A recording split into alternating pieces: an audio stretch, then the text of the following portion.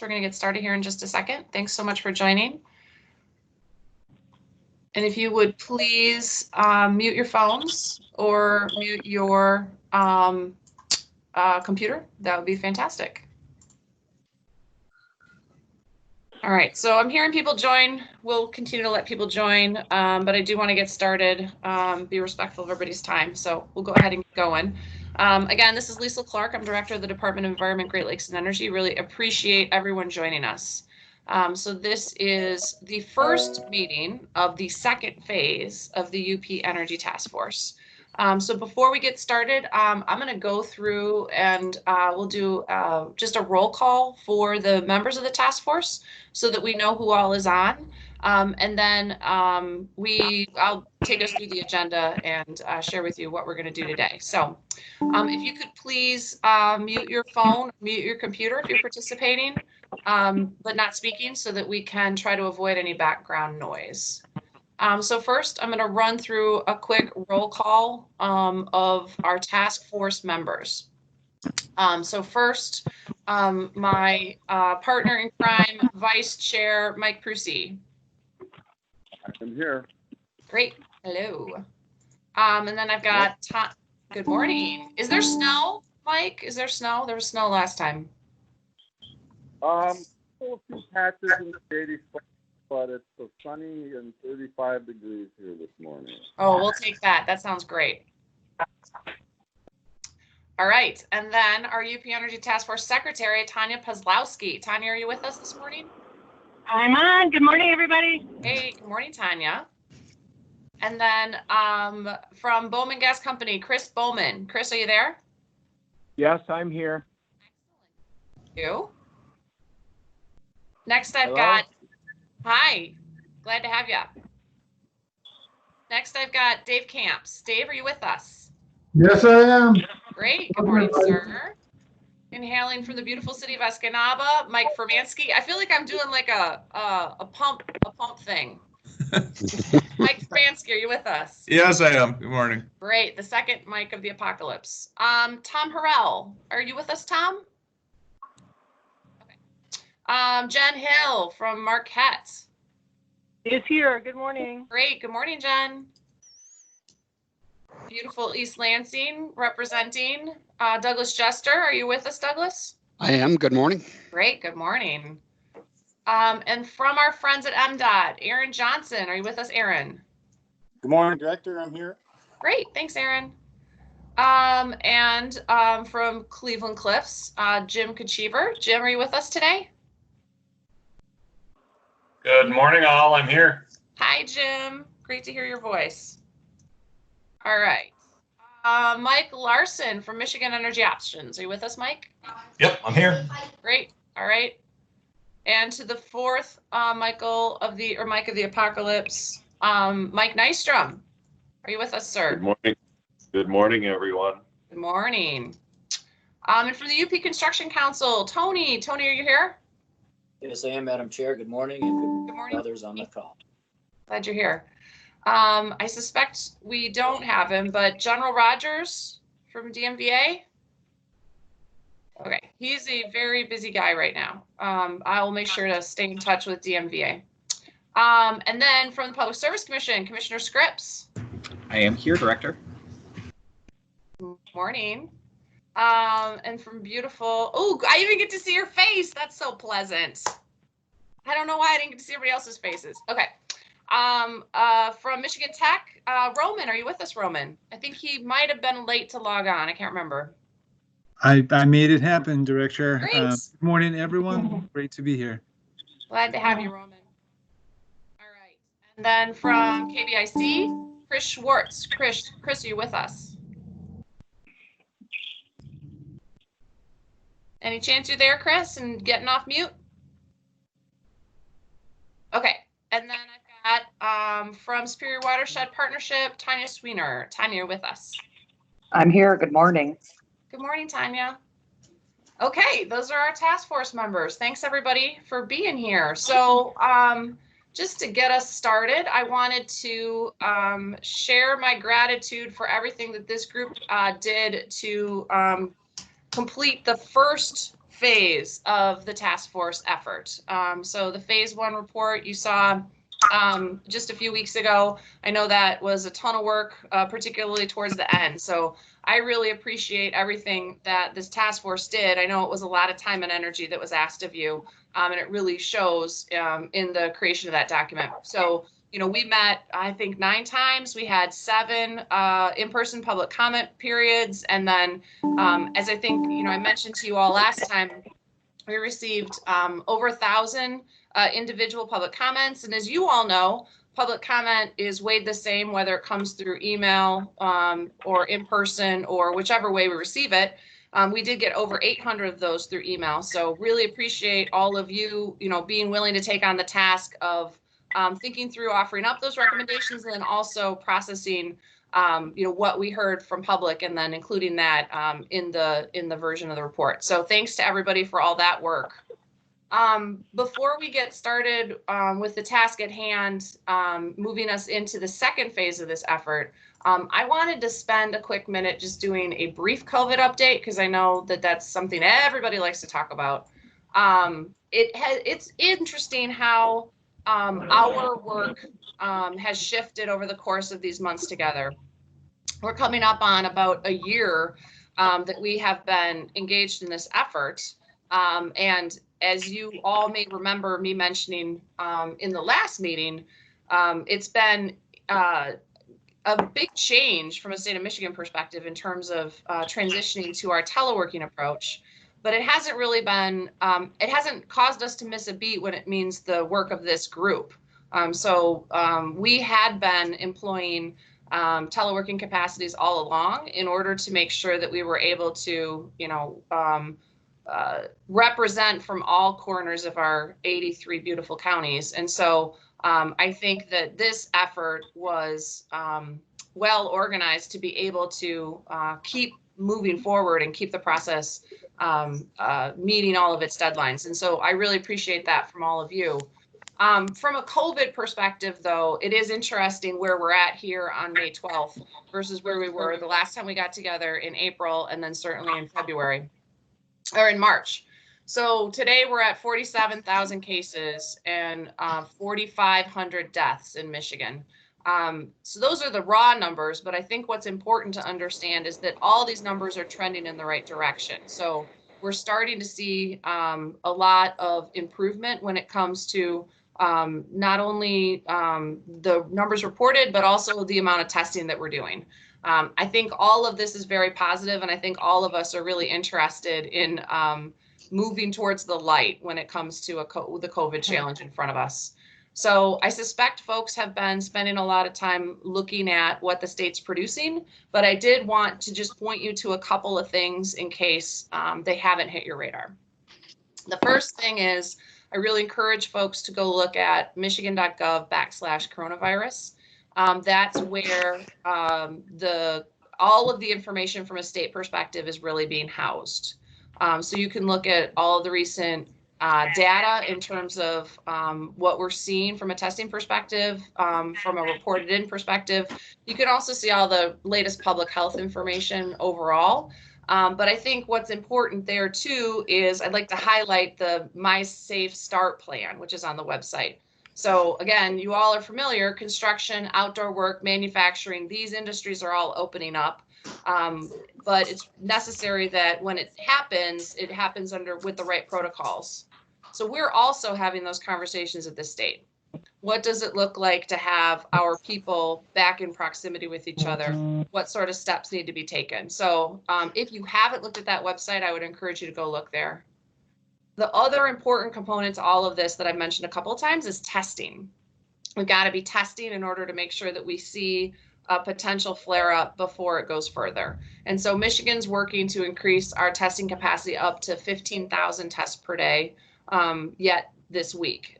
So that type of improvement is going to allow us to better take steps towards opening and doing those, taking those steps in a safe way. So that's my brief COVID update. I'm happy to talk more COVID if anyone's interested, but let's get to the task at hand.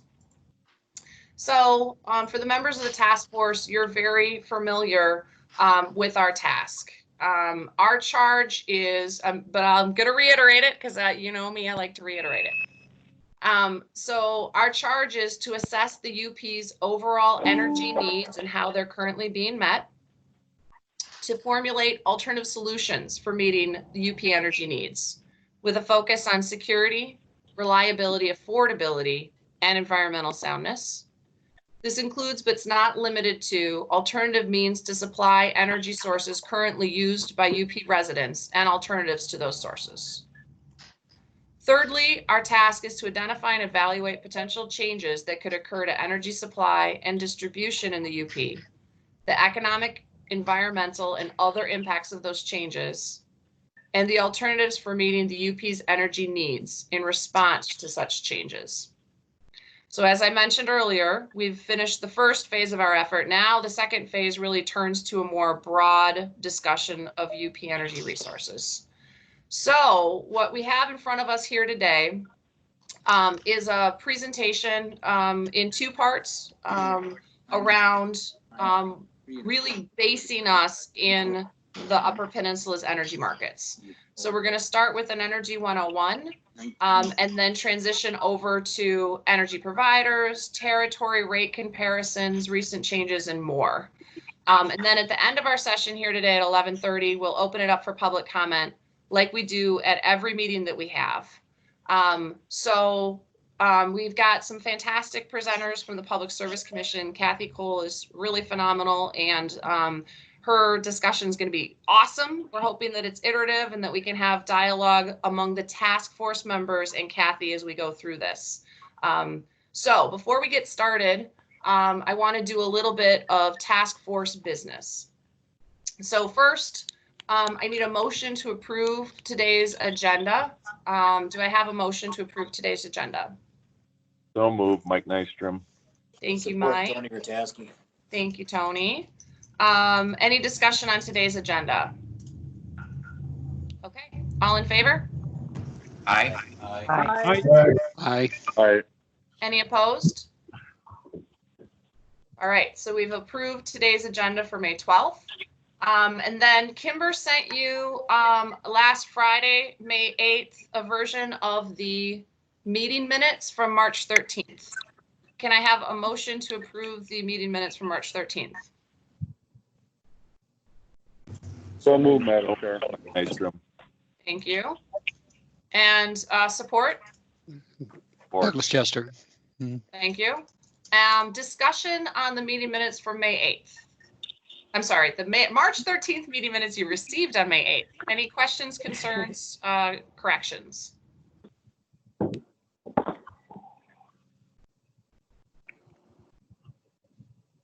All right. All in favor of approving the March 13th meeting minutes, please signify by saying aye. Aye. Aye. Aye. Is there any opposition to the March 13th meeting minutes? Great. So the March 13th meeting minutes have been approved. Next, you know, being on the phone for great lengths of time and webinars has become a bit of a new reality. However, they can be a little taxing. So in order to make sure that the task force was able to do the amount of work that we want to do, but not overtax us, we've decided to space this out. So if you recall, we were going to do a whole day meeting today, and then it was going to be great. We were going to go to the UP Energy Summit tomorrow. I'm super disappointed that, you know, I'm not in the UP, which is basically every day for me, but that I'm disappointed. But instead, what we did is we added in a Tuesday, June 9th meeting, and this is revised to our meeting schedule. You received it through email, and it's also on the website on michigan.gov/UP Energy Task Force. I'm really hoping that once we get to July 15th, we'll be able to be in person. And so that is scheduled to be at Gogebic Community College in Ironwood. So fingers crossed that we're all able to be together on that day, those of us that are able to assemble and have a meeting in person. So in the meantime, we'll do today the few hours that we've got set aside, and then we'll also get together on Tuesday, June 9th. So thanks for your flexibility on that. I wish we were doing it in person. All right. So as I've mentioned, we take public comment at all of our meetings. We also had specific meetings. We had 7 meetings set aside for in-person public comment over the course of the year that we've all been working together. So we'll take public comment today at 11:30. So anyone who's interested in sharing public comment, you have a couple of methods. So first, let me remind you that email is always a great method, and email gets distributed to all the task force members. So that is an option for you. If you want to talk today, you can also send an email to eagle-upenergy@michigan.gov and just say in your comment in your subject that you want to speak today. That'll help us make sure that we can work through everybody when we get to public comment. So that's one option. Another option would be to type your name. If you're using the webinar feature, you can type your name in the chat box and we'll watch that as well. And then how we handle public comment is we set a time period and everybody just observes it. I call it the Patty Burkholz rule for Senator Burkholz from Saugatuck, Michigan. She used to use her egg timer. So we use the Patty Burkholz rule for public comment. But again, you know, if you're interested in sending us emails, you'll receive everything through that as well. And then I also ask that we keep it germane to the topic at hand. So it'd be great to stay focused on what's in front of the task force here today. All right. With that, I am very excited to hand this over to Kathy Cole from the Michigan Public Service Commission. So I'm hoping that our tech folks can help us do that transition and we can move over to Kathy's presentation. So thanks, everybody. Good morning, Liesl. How Hi, are you? Kathy. I am great. It's so nice to hear your voice. Good. It's so good to see you. I am going to right now attempt to share my screen. Sounds so great. that you'll be able to see the presentation here in just a moment. But while I'm attempting to do that, I'll just mention that I have worked for the Public Service Commission since 2006. Can you see the slides up now? I cannot see them yet, but sometimes it takes a minute too. Let me try that again. And I'm happy to try too if you'd like. I've got your slides. Here we go. Share. There we go. I think this is going to work here. Yes. So you've got them now? That's great. Okay. So a little bit about myself. I've worked for the Public Service Commission since 2006, primarily on electricity issues. I've worked in electric operations, renewable energy, generation and certificate of need, resource adequacy, and retail choice. And right now I'm currently the Director of Strategic Operations in the Commission office. As far as a tie to the UP, I am an MTU alum. I love it up there, and I love every chance I get to go visit up there. So it's really an honor to be talking to this group today. I was asked to give an introduction to electricity, and I noticed from the people joining on the phone that there are a lot of experts on the call right now. So please bear with me as these first few slides are going to be an introduction. And please, Kathy, that we do have a lot of people that need the introduction too. So okay, good. Yes, that's a good thing too. Okay, good. Starting off with the very basics, what is electricity? Electricity is really nothing more than a flow of electrons around a circuit. An electric circuit is a closed loop made of conductors and other electrical elements through which an electric current can flow.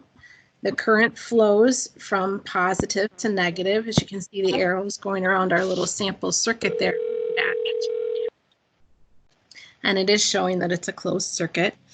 From here, from the simple circuit, you can add lots more elements to it. An electric circuit can become very complex. In fact, a typical electric circuit is miles in length, serving hundreds to thousands of residences and businesses all at once. Over on the right side, there's a diagram with Ohm's law, which governs electricity, and it has all the different units that you'll hear around the outside of the circuit. So power is measured in watts in the upper left quadrant. Volts are voltage. Voltage is measured in volts. Resistance is measured in ohms, and current is measured in amperes. years. And inside that circle, you'll see the mathematical equations for how they're all interrelated. And as we talk through some of this, the units are very important. So if there are any questions on the units as we go through, please go ahead and stop me at any point. So alternating current versus direct current. You're going to see in that chart that direct current is a steady current. It doesn't change in size or direction with time, and it's a sort of current you get from a battery. So the size of a direct current from a battery obviously changes when it passes through different things, but it always flows from positive to negative, and there are no rapid changes in its size. Direct current can be used to operate bulbs, heaters, an electronic circuit, and is needed to give voltage to accelerate electrons in a television tube. I actually still have a tube TV, if you can believe that. Alternating current is shown with that blue sine wave, and alternating current is a changing current. Its direction and size vary constantly. Sometimes it flows in one direction in the circuit, and a fraction of a second later it is flowing in the other.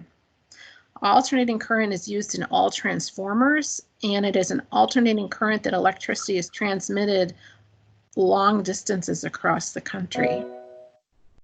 So the electric grid in the US is alternating current. It operates at 60 hertz, and the hertz is the frequency, which is shown by that one cycle from the bottom of the sine wave to the bottom of the sine wave. Our electric grid operates at 60 hertz or 60 cycles per second.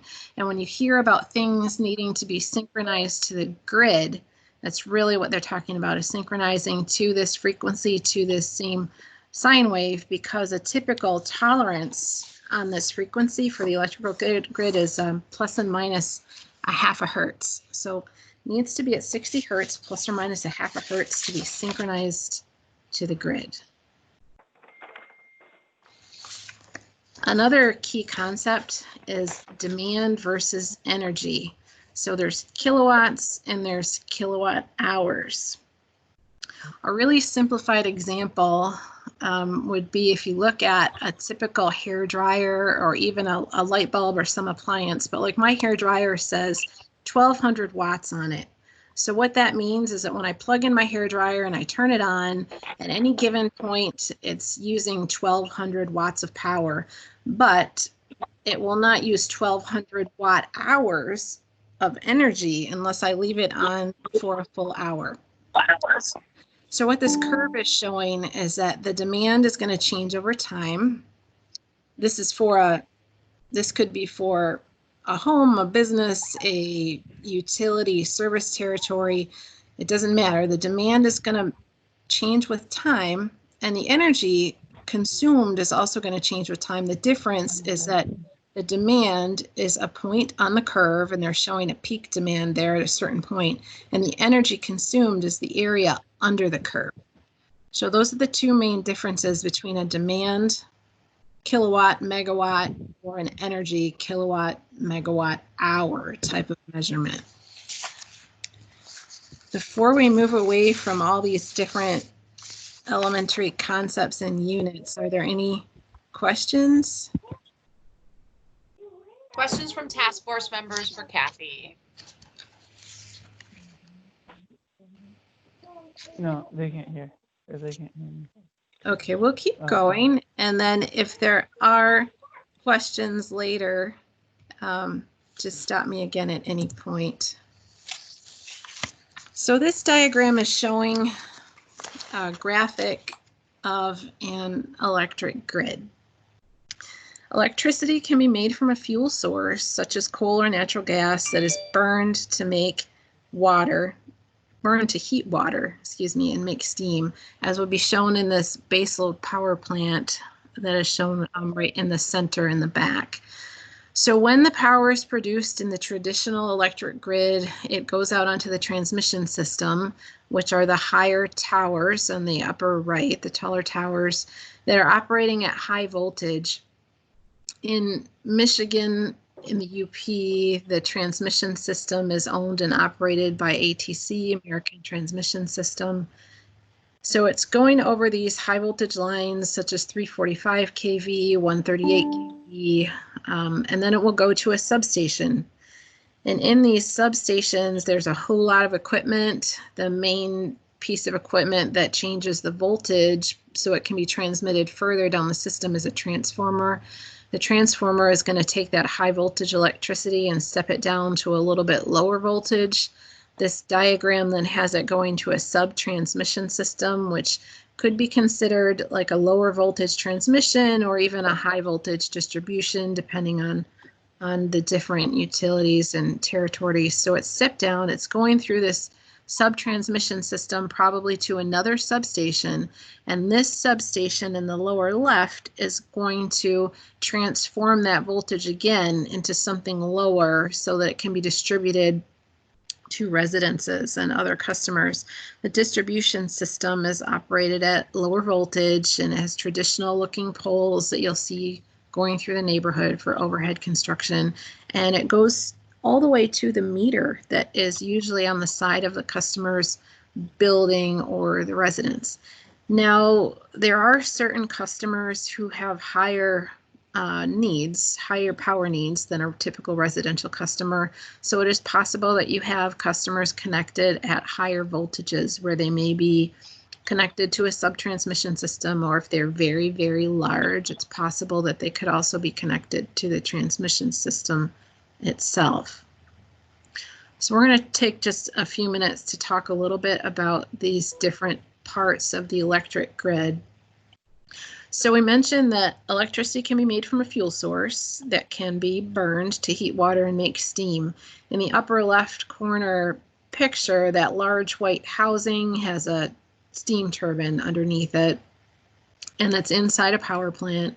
It's just showing an example of a, it could be a typical baseload power plant, or it could even be a gas-fired combustion turbine. I'm unsure what plant this actually is in the upper left corner here, but it's definitely a turbine that is using steam to create electricity. In the center, we have a windmill that you're all familiar with by now. They're becoming more and more common, where the wind spins the turbine and that rotating machine makes electricity. On the right, we have solar panels, and solar panels are the only thing shown in this picture that's not a rotating machine. It uses energy from the sun to convert that to electricity. And then this lower picture is Sault Ste. Marie hydro plant that is a Cloverland plant, where the water is running in here, and the water is what is used to spin the turbines to create electricity. Then we talked about transmission. After electricity is made, it usually is transmitted through a transmission system. There are some smaller things like solar and others. Some other smaller generators are connected to something lower than transmission voltages, but typically it's connected to the transmission system. And we mentioned that in the Upper Peninsula, ATC is the owner and operator of the transmission system. And what you'll see is this Zone 2 that is shown in this figure. This is ATC's Zone 2 that they use for planning the transmission system, and it contains almost all of the UP, and then this little portion right here is actually in Wisconsin. So ATC's Zone 2 contains a small sliver of Wisconsin, northern part, and most of the UP. There is a small part of this western UP where Xcel, NSP Xcel Energy is the owner and operator of the transmission system over in this area. But primarily, the transmission system in the UP is handled by ATC. The transmission system is regulated by FERC, the Federal Energy Regulatory Commission, and not the Michigan Public Service Commission. And the regional transmission operator for all of the UP is MISO, or the Mid-Continent Independent System Operator, and there's a link to their website right here. So they operate the entire transmission system for, I think it's something like 15 states, and they also have reliability jurisdiction in Manitoba in Canada as well. Kathy, I'm going to pause you for a second because it was a lot of concepts and just see if there's any discussion or questions at this point on some of those concepts.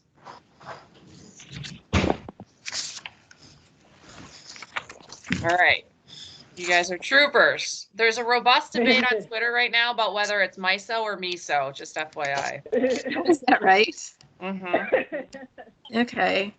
A couple of other things before I leave this slide. We're going to talk a little bit later about the different utilities that make up the UP and how in the past portions of them have been the same company will own portions of territory in the UP as well as in southern Wisconsin. Because of that history, the fact that the same companies have owned generation and transmission in Wisconsin and the UP has probably led to the fact that the UP has pretty strong transmission ties to Wisconsin. And that's evidenced a little bit by the fact that ATC's planning zone goes into Wisconsin. Another concept that I won't get into a lot, but resource adequacy is looking at generation, the amount of generation that is needed in order to serve load. And MISO has a planning zone 2 that is different from ATC's planning zone 2. So ATC's planning zone 2 is for transmission planning. MISO also has a planning zone 2, and I'm not sure if you can see my mouse, but it comes all the way south through central Wisconsin, all the way down to Milwaukee. And so MISO's planning zone 2 is what they look at to find out whether or not there are enough generation resources physically located in that area to serve all the load. So MISO looks at a large part of central and eastern Wisconsin, in addition to the UP, as one whole zone to look at for generation in order to serve all of the loads in that area. Part of that, again, is going to come down to the history when we get to it. So from the transmission system, we talked about the electricity flowing through a substation. Here's a picture of a small substation where the voltage is stepped down for distribution, then travels through some distribution lines through neighborhoods. And you'll notice in that picture that there are trees really close to the lines. And this is not a very good picture to zoom into, but you can see there's some little small things on those lines. And I'll bet you those are the helix, I'm losing the name for it, but they have steel reinforcements there to help protect in areas that are heavily treed. The reason you need to protect it from treed, again, it goes back to the whole theory of electricity being closed loop. The circuits are closed loops. So if you have a tree branch that comes into contact with one of the lines while it's operating, that circuit is then interrupted. It's no longer a closed loop because electricity can't flow through the tree branch to the rest of the circuit. So it will cause an outage. So that's why the whole theory of the closed loop is important. Anytime that circuit is interrupted, there will be an outage of some type.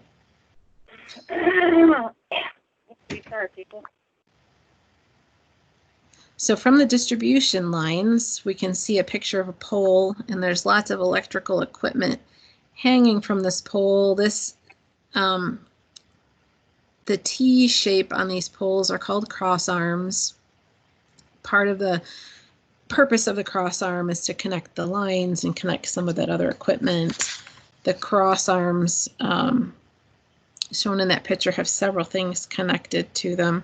Another thing to understand about poles is that there are usually shared pole attachments where the electricity is not typically the only thing hung from the pole. Sometimes there are communication lines or like phone lines or even lines for cable and internet that are strung from these same poles. And so that all has to be coordinated at points. And this, I think, is a transformer right here, a distribution transformer. That's what that looks like. So it goes through the distribution lines, over the poles, to a customer meter. And pictured here is a typical meter that's usually at a customer site. And then this picture at the bottom, again, is just showing that when a circuit is down, it's likely due to damaged elements. And some of the reasons that we have damaged elements like this picture looks like there was a really bad storm that went through, whether or not it was really high winds or lightning, but different weather events can have a significant impact on the equipment that's out there because it is exposed to the elements. Ice is another thing that can have a significant impact on overhead lines. As the ice continues to build up during an ice storm, the weight of that ice can become just too much and there will be some damage. In addition to typical weather events and contact from trees, another thing that can cause outages is interference from animals. If you look at this substation in this upper left here, it does look like there's a wall around this substation, like a brick wall, but a lot of substations have like a chain link fence or something else that is not as secure for animals such as squirrels and things like that. Squirrels can do a lot of damage. Just like inside your house, mice or other things can do damage to electrical wires, a squirrel can wreak a lot of havoc on a substation. So this slide is talking about the overhead distribution lines, which are prevalent in Michigan and throughout the country. They're configured into circuits to provide power to a community or neighborhood. They consist of poles, wires, fuses, reclosers, capacitors, and transformers. They are much easier to maintain than underground lines because they're exposed. If there is some type of maintenance that needs to be done or a failure that needs to be rectified, you don't have to do any digging to get to the equipment. It's right there and it's mostly usually visible.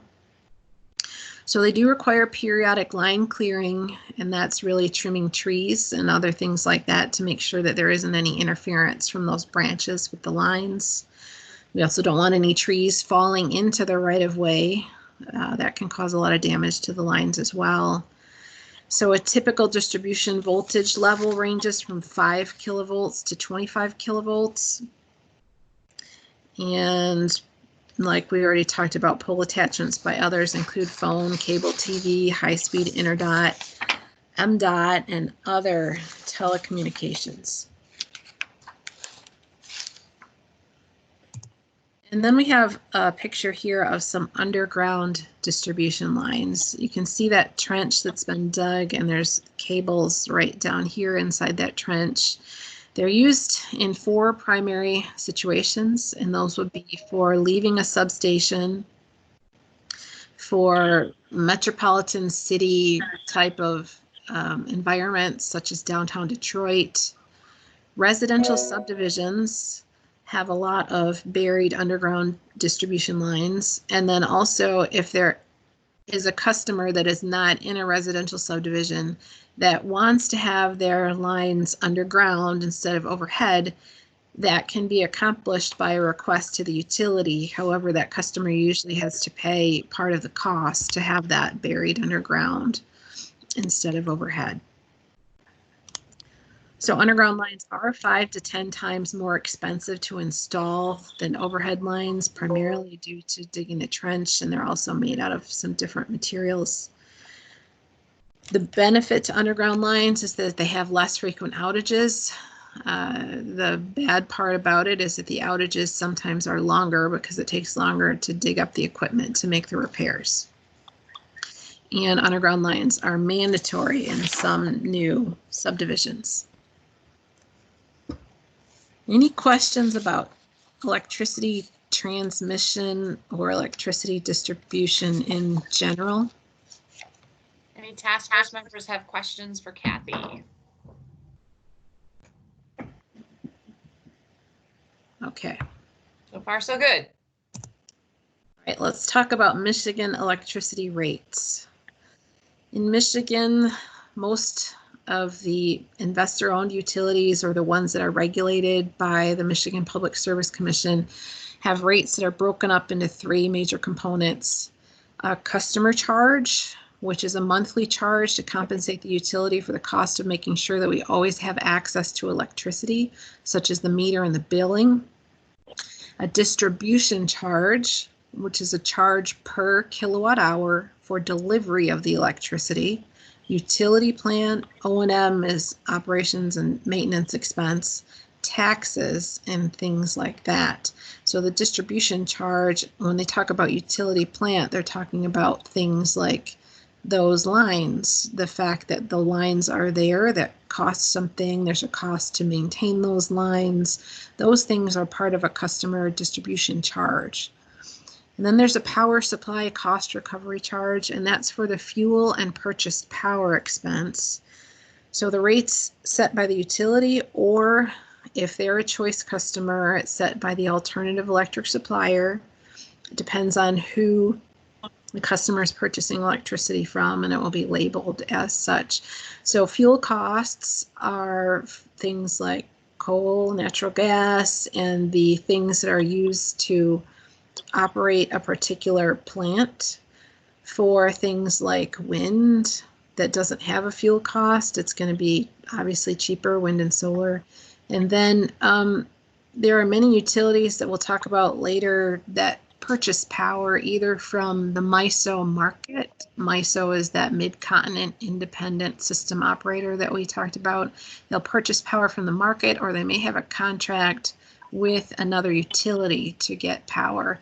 And all of those types of costs are categorized as power supply cost recovery, and they're rolled up into that particular charge. Okay, so in the UP, we have several different utilities, and you can see that from this map, the service territories are broken up and not necessarily contiguous. There are investor-owned utilities, cooperatives, and municipal utilities in the UP. The main investor-owned utilities in the UP are UPCO, UMERC, and Northern States Power, which is part of Xcel Energy. For co-ops, we have Elder Delta, Cloverland, Ontonagon, Bayfield, and I hope I'm not missing any there. Bayfield was left off our map because they serve so few customers. They're not even shown on our map. For municipal utilities, there's the City of Marquette, City of Negaunee, City of Crystal Falls, City of Norway, Village of Lant, City of Gladstone, Village of Baraga, and the City of Escanaba. So when we talked about those rates just a moment ago, those are for the investor-owned regulated utilities, such as UMERC, UPCO, and Northern States Power. The co-ops are member-owned and member-regulated in the UP, so they come up with their own rates. And then the municipal utilities are not regulated by the Michigan Public Service Commission for rates at all either. They come up with their own rates as well. Before we leave this service area map, any questions or comments about the territories? Yeah, Kathy, I have a question. I'm going to Okay. use Chairman's prerogative. Okay. Can you talk about where AESs intersperse into the UP Energy portfolio here? Like, what do we see in terms of overlay? Sure. So for choice, the choice law that we have covers investor-owned utilities and also cooperatives, should they have choice customers wishing to be on choice in their territory. So I am aware that there are choice customers in UPCO's territory, in UMERC's territory, and in Cloverland's territory as well, the cooperative. It's possible that there may be some choice customers in other territories that I'm unaware of, but to my last knowledge, they were in UPCO, which is in the blue, and they were in UMERC, which is in the green, and then Cloverland, I believe, has one choice customer, and they're shown by the letter C on the map. And they're largely, the choice customers in the UP are the same largely as the ones in the Lower Peninsula, where it's mostly large industrials. That's correct. Okay. That's correct. There are no residential choice customers in Michigan. They're primarily industrial. There are some larger commercial customers that are taking choice service as well. Okay. Any other questions from task force members for Kathy at this point? Yeah, it's Mike from Ascot, City of Escanaba. Hi, there's 4 municipalities missing here. There's Wakefield, Newberry, Daggett, and Stevenson. Thank you. I can go ahead and add those if we want to have the slides updated. I appreciate that. And then I guess for the alternative energy suppliers, I believe these incumbent utilities that have 10% cap on their choice, is anybody close to that cap? The last I knew, both UPCO and UMERC had reached their cap and had other people waiting in the queue. I don't think that that is the case. Well, I'd actually have to check that for you. My knowledge on this is slightly dated, but pretty much every territory in Michigan that had choice has reached the 10% cap and had customers waiting in the queue to sign up as well.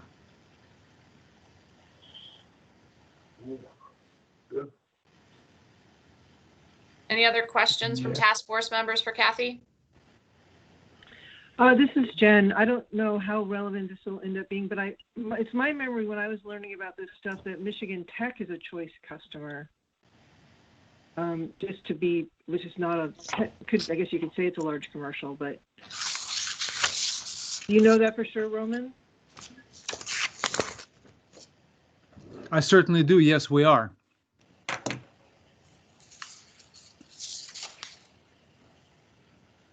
I know that impacts what people can do in terms of business because they can, once they step off Michigan Tech, they're paying a lot more for electricity. Small point. You can move on. Thanks, Jen. Good addition, though. Not a big industrial. All right, back to you, Kathy. We'll come back to that map if we need to. Let's talk a little bit about the generating plants that exist in the UP. This information that is shown in the table is taken from EIA, and there is 2 pages before you tell me I'm missing half of them. There's a second page to this. On this page, we're showing ones that are owned by investor-owned utilities. This map of the UP with these little dots on it shows you approximately where those resources are located. And there's, as you notice, there's only a couple of colors shown here because primarily in the UP, there are a lot of hydro units. So I think all these blue ones may be hydro. Yeah. So there's a lot of hydro in the UP. And what is not shown here that is noteworthy is that there are also some big interruptible customers in the UP. And while an interruptible customer is not necessarily a generating unit, the fact that there are large interruptible customers there, it allows the utilities to not have to build or procure as much capacity to serve the customers. If the customer is willing to be interrupted, it reduces the amount of resources that are necessary to be physically located in an area. So let's walk through this a little bit. We have shown on here a small hydro unit for NSP. We have for UMERC these 2 new natural gas RICE reciprocating internal combustion engine units. 128 megawatts and almost 55 megawatts are large units for the UP. UPCO is showing some hydro units and a smaller oil-fired unit, a couple of smaller oil units. My understanding, though, is that those are retiring if they're not retired already. We have some Wisconsin Electric Power Company owned hydro, and then also shown on here is Presque Isle. Presque Isle has since been retired. Note the size, 431 megawatts. So this plant is no longer operating. We'll talk a little bit more about what happened with that plant in a couple of slides. And Yep, then some more hydro owned by Wisconsin Electric and Wisconsin Public Service. Kathy, I know this is Dan. I know that you're going to get to this in a couple slides, but can you talk about the relationship between Wisconsin Electric, Wisconsin Public Service, and UMARC? Sure. So UMARC is a new, well, relatively newer utility in the Upper Peninsula. Its service territory is only in the Upper Peninsula, and its service territory used to comprise the territories from Wisconsin Electric Power Company and Wisconsin Public Service Company. So they were two separate utilities that were operating with territories both in the UP and in Wisconsin. So each one of those two companies had territories that comprised parts of the UP and parts of Wisconsin. And then we'll talk more about how Upper Michigan Energy Resources Company was formed. And it's basically Michigan-only subsidiary of Wisconsin Electric that comprises the customers in Michigan that used to be Wisconsin Electric Power Company and Wisconsin Public Service customers. Perfect. Thanks. Yep. So also in the UP, there are generation or generator units that are owned by cooperatives, municipal utilities, as well as a few independents. The ones that we have listed here are those, and there are a couple of typos.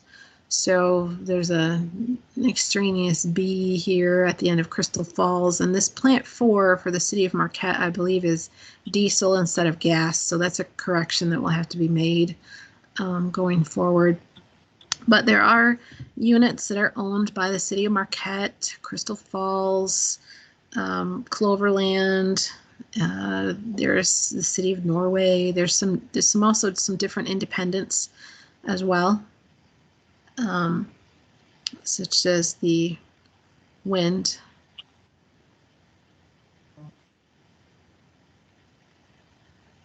So any questions about any of the individual generating units or the utilities and where they may get their power from?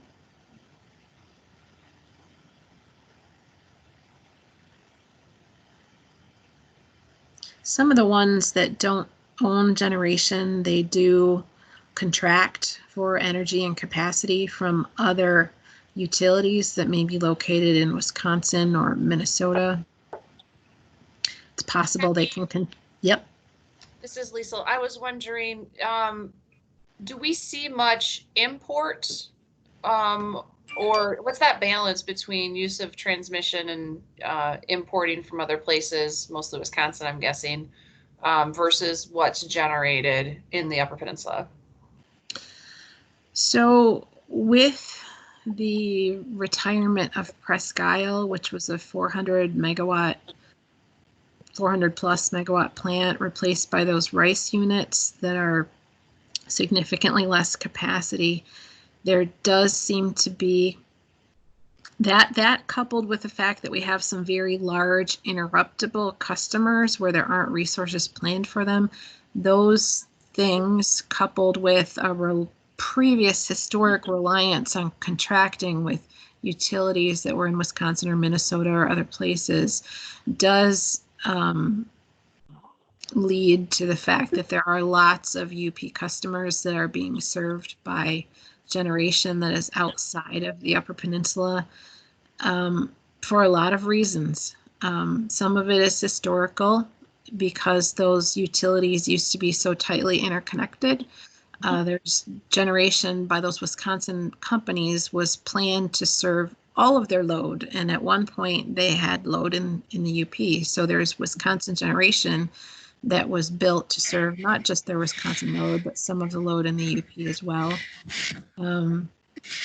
As far as a breakdown of how much is imported, that's going to depend on a lot of different things, because we'll get to the fact that generators are dispatched by MISO and a security constrained economic dispatch. So they're dispatched on economic merit. So at any given time, There are generators that exist that are not necessarily dispatched, either because there isn't enough load to dispatch them, or there is less expensive generation existing somewhere else that can serve that load over the transmission lines.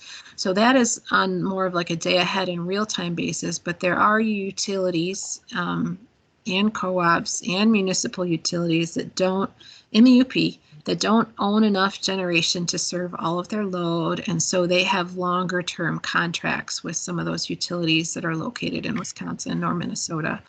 And basically the transmission system is used to deliver that power for the longer term.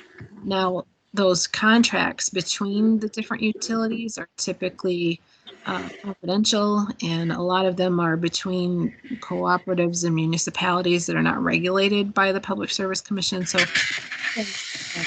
sensitive and not necessarily public information. Great, thanks. Okay, so let's talk about MISO. MISO operates over a large geographic region. They operate the transmission system, and they operate this energy and operating reserves market.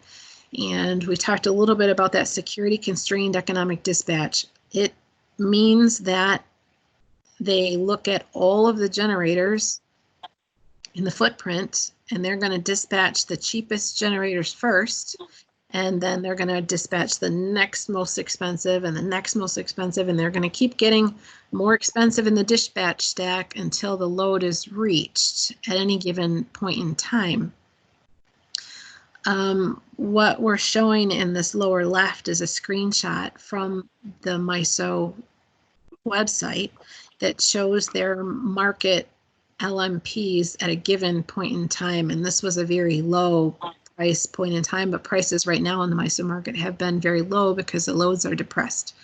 And it shows only just a few points, like showing the Michigan hub here at $17.55, and that is a locational marginal price. The MISO market is made up of a bunch of different nodes. So we could zoom in on the UP. This is a static picture, so I can't. So you could zoom in on the UP and pick different points on the map to see different prices at different points on the map.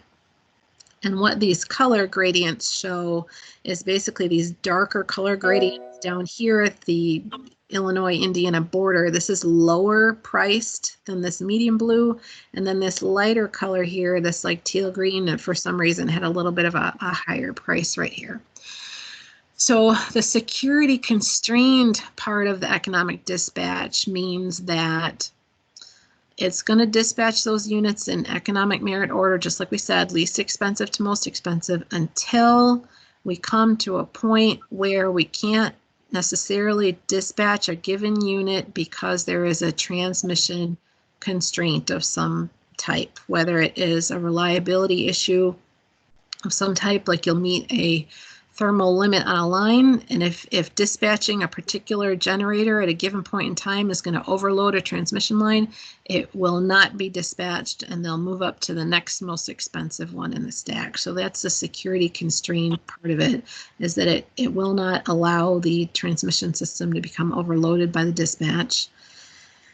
There are a couple of added components to this locational marginal price, one for congestion and one for losses that get added on. I don't have that shown here, but just know that those two things exist. And congestion is just talking about market congestion, and then losses are when that happens when a generator is a longer distance from a load. The farther you have to transmit that electricity, there is going to be a higher loss. It's something that happens. So if you have a generator that is very close to a load, those losses in the system are going to be less than if you try to serve that same load with a generator that is further away.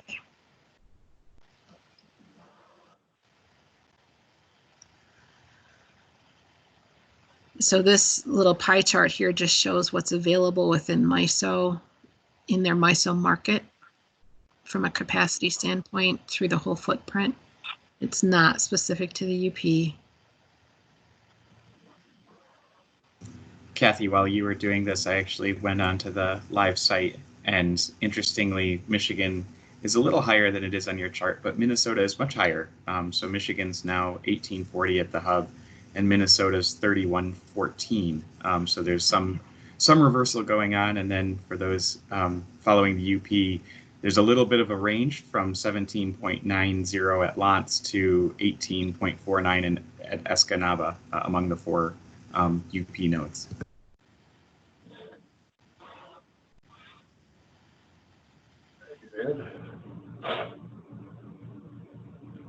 Okay.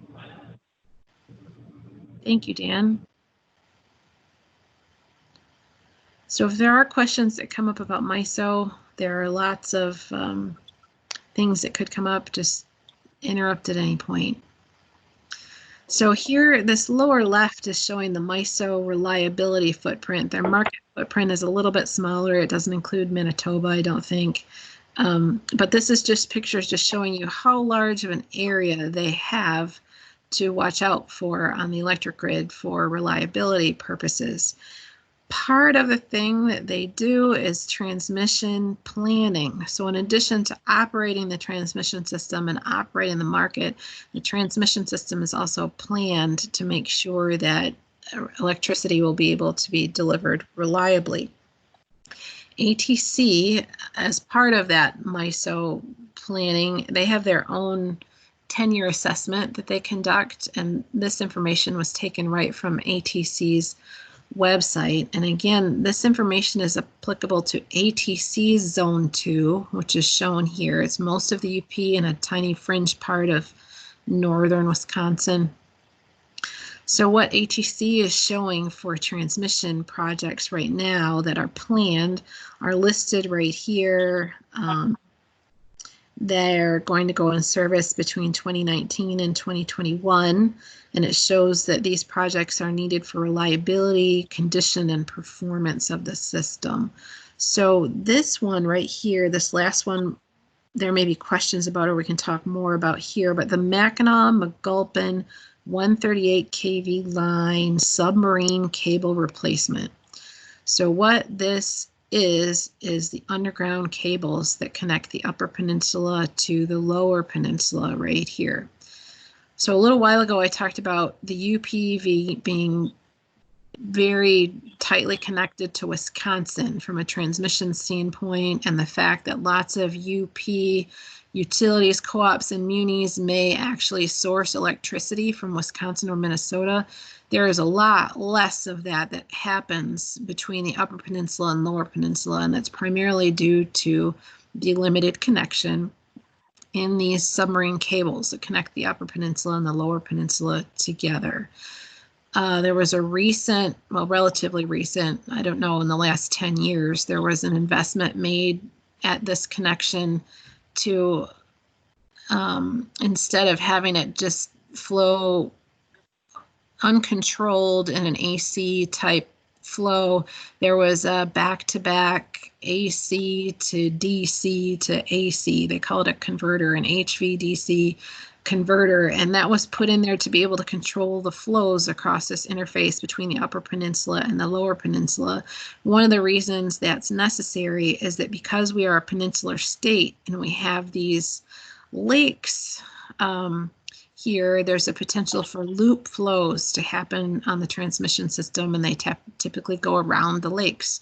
So when we talked about electrons, electricity flowing from positive to negative, it's going to flow in the path of least resistance, and it's going to try to get there however it can. And if you think about customer loads, if you think about your light bulbs and all the different customer equipment, if you think about that as like a magnet, and then when the generators are turned on, the magnet, the loads are going to pull all of that generation to come right towards it. So if you have a big load like would exist in Chicago, that's going to draw all of the generation in the nearby area towards it.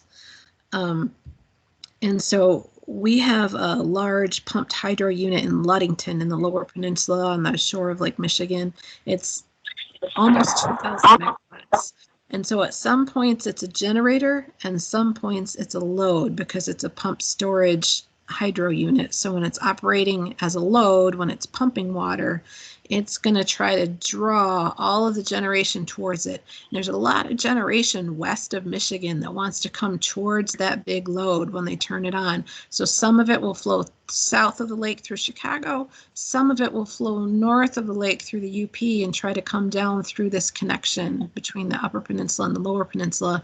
Before we had this flow controller in there, there was times when that flow would potentially overload the transmission system in the Upper Peninsula up here. So in order to not overload the transmission system, they would actually interrupt the transmission system right here or break it so that that flow could not flow through the UP and then down through the straits. It would have to go down through the southern part of Wisconsin around Chicago and up to Ludington in that manner so that the UP transmission system would be protected. So again, getting back to what the slide is supposed to be about is ATC has these projects that are planned, and this one here for the Mackinac Gulpin 138 submarine cable replacement, the reason that is there is that, I don't know, 3 years ago maybe, there was a boat going through the Straits of Mackinac and the anchor hit those submarine cables and did some damage. We did have a double circuit line there, and because of the damage done by the boat anchor, we're operating at a single circuit right now. And operating that at a single circuit is leaving particularly this eastern part of the UP vulnerable for reliability events. It also means that because there's only a single circuit here, it would be more difficult for ATC or other companies to take items out of service to do maintenance on them. So this is a project that ATC has in the books to replace the submarine cable. They also have these proposed projects that are a little bit further out for 2022, and I'm unsure of the status of those, but just to give you an idea that when the transmission companies propose projects for reliability, operations, condition and performance, flexibility, they prioritize those. And so ATC has got these ones that are planned. They have these other ones that are proposed, and those are going to continue moving through their stakeholder process. That is ATC's stakeholder process, and eventually a stakeholder process at MISO. So that was a lot. Any questions? That was Yeah, really Kathy, good. it's Mike Percy. I'm just curious as to how the cost of these projects for upgrading the transmission system fold into customer rates, whether it's an industrial or residential customer. How does the separate transmission company and the costs that they have are they folded into the rates that the customer, the end user, gets, and how does the Public Service Commission factor all of that in for a long-term payback? Okay, let me start with how they are funded. These projects and the rates for these projects are through a FERC tariff, and they have a formula rate. The transmission companies have a formula rate tariff that is approved by FERC, which is the Federal Energy Regulatory Commission. And then these projects that flow through this tariff are charged to transmission customers. So the transmission customers are going to be those investor-owned utilities. They're going to be alternative electric suppliers. They're going to be municipalities if they're in the market. They're going to be the co-ops if they're in the market.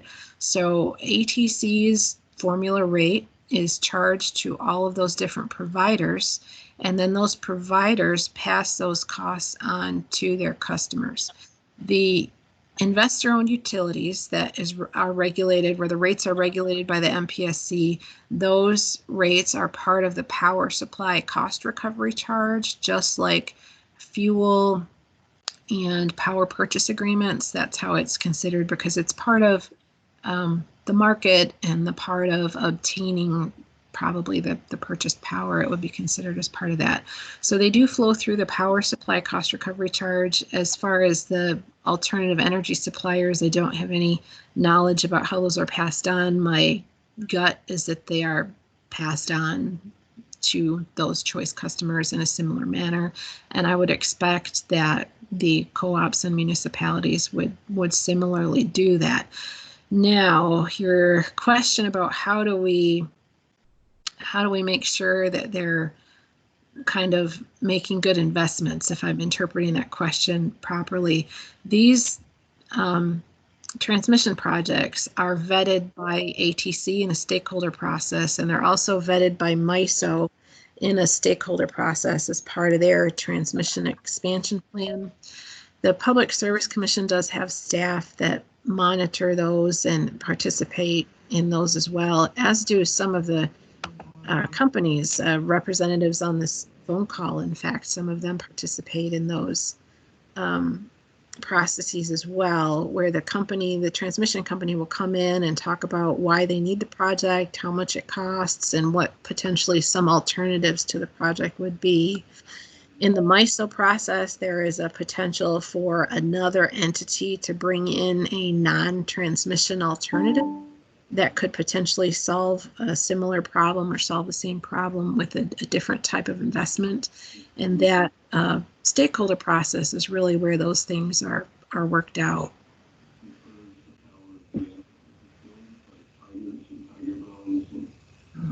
Other questions Thanks, from task Kathy. force members for Kathy? All right, Kathy, this is great. This is tons of content. Appreciate it.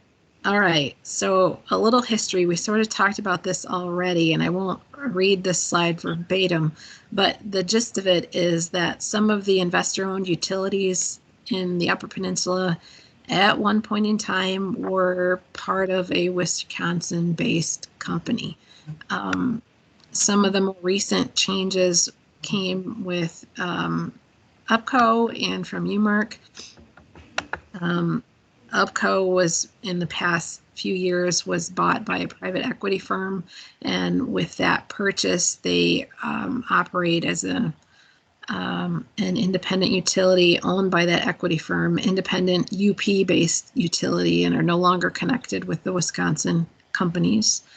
The same thing happened with UMERC, as we already talked about. UMERC was formed as part of a amended and restated settlement agreement that had to do with the Presque Isle power plant. So we're going to get into that next. But as said before, UMERC is a newer utility based in the UP that is comprised of the former WEBCO and WPS customers located in the UP. So let's talk about Presque Isle and SSRs. SSR stands for System Support Resource. And when a utility requests to retire a generating unit within MISO, an attachment Y request is made from that utility or that unit that wants to retire to MISO. MISO will conduct a study to determine whether there are any system upgrades meaning transmission system upgrades that would be required to maintain reliability if that unit is retired. When reliability upgrades are required, the unit is declared to be a system support resource or an SSR and is provided compensation to remain online until the upgrades are complete pursuant to the tariff. Now what's shown here is a spreadsheet that was maintained by our MPSC staff back when these SSRs were happening. And you'll note that not all of these shown on this spreadsheet are in the UP. Gaylord and the Straits are both gas CT units that are below the bridge. But at the time, this was in like the 2014 timeframe, 2013, 2014 timeframe. SSRs were something that was new, and it was a Michigan problem. It was not only a Michigan problem, it was primarily a UP problem. And that's the reason I have these Gaylord and Straits units left on here, is to show, for example, the only other 2 SSRs that I'm aware of that happened in all of MISO that aren't listed on this page are Harbor Beach, which were units owned by DTE and the Thumb, and then Edwards, which was a unit owned, I think, by Ameren in Illinois. So at that time, we have the City of Escanaba, Gaylord, Straits, Presque Isle, and White Pine. And so all of these units wanted to retire. And when MISO conducted the studies, there were reliability issues with retiring those units when they wanted to retire. So they became system support resource units, and system support resource units had a contract.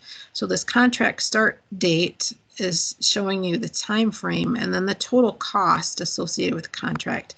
And I wanted to leave this on here to show you that these 2 in the Lower Peninsula, much lower cost than some of these ones in the Upper Peninsula. So the Upper Peninsula had a pretty unique problem happening with these SSRs, and the biggest reason it was unique for the UP is that you'll notice that these 2 in the Lower Peninsula, Gaylord and the Straits, not only were they lower cost, but they were 100% allocated to Consumers Energy customers. So we've got units owned by Consumers Energy with the costs being allocated to Consumers Energy customers. That's basically no different than if the company continued to own and operate the units. That's who pays for the cost of those units, are the utilities customers. Now, let's talk about Presque Isle a little bit more. Presque Isle was owned by Wisconsin Energy, and at this time, they had a very large customer that had left to become a choice customer in the years previous to this. So prior to them wanting to retire the plant, they had lost a very large load in the UP to choice. So we had a Wisconsin utility that just had its Michigan load decreased significantly, its bundled load decreased significantly.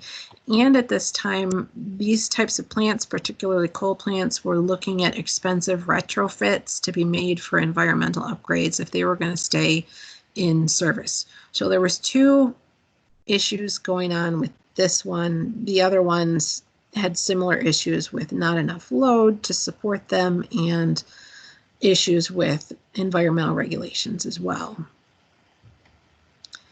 So what happened when they studied the retirement of Presque Isle, which is located, in Marquette, approximately here? They discovered that it was because it was the only large baseload in UP, that shutting that down was going to have a significant impact on the transmission system. This is a transmission schematic here. Was going to have a significant impact on the transmission system, and it particularly impacted this area that's highlighted here from the Wisconsin border up to Marquette.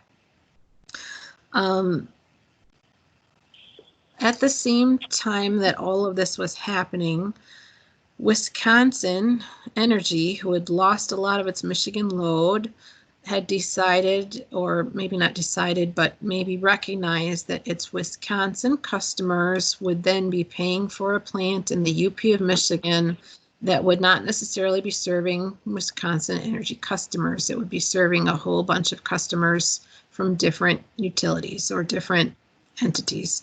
So in order to fix that situation, this is partially my opinion speaking here now, the Michigan UP LBA was created. So an LBA is a local balancing authority, and it's a geographic boundary that shows an operational area either within a utility, or more typically each utility is its own LBA, or sometimes utilities are combined together to create an LBA area where basically generation is pooled and dispatched together.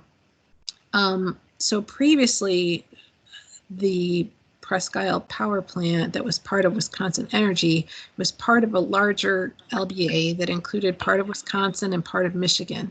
And in separating out this Michigan UP LBA, they were able to, through the MISO tariff, charge all of the customers in the nearby area, or pretty much a large portion of the UP, for the continued operation of that Presque Isle power plant instead of the Wisconsin Energy customers who are mostly located in Wisconsin. So this shifting of costs led the Michigan PSC to file complaints at FERC regarding the creation of this LBA, as well as the allocation of the SSRs, particularly for the Presque Isle power plant, but we're also involved in the ones for Escanaba and the other one over here, Verso's one as well. So these reliability drivers and reliability benefits are speaking to the creation of the MIUP LBA as presented to NERC and to MISO, and are there just for context. So any questions on the creation of the MIUP LBA and what that did?